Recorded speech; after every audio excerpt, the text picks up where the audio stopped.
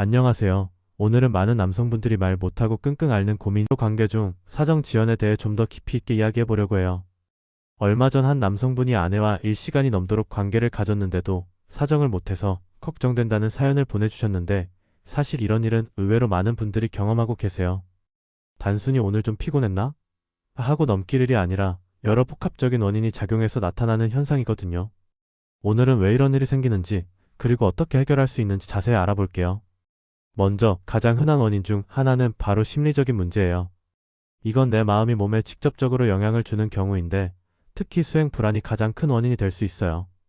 예를 들어 최근 직장에서 스트레스를 너무 많이 받거나 개인적인 문제로 피로가 쌓여 있을 때 한 번쯤 사정에 실패하는 경험을 할 수 있겠죠.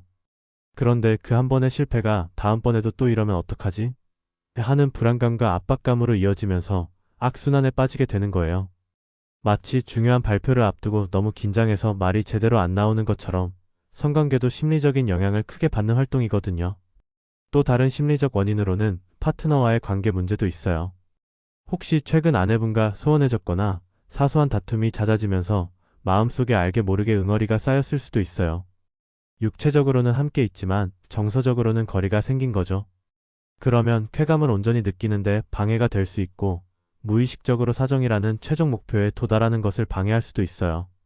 다음으로 중요한 건 신체적인 원인이에요. 혹시 최근에 약을 복용하기 시작하셨나요?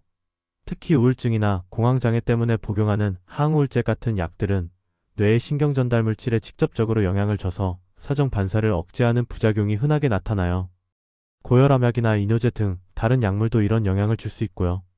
또 당뇨병처럼 혈관이나 신경에 손상을 주는 질병이 있는 경우에도 사정 관련 신경이 손상되어서 기능에 문제가 생길 수 있어요.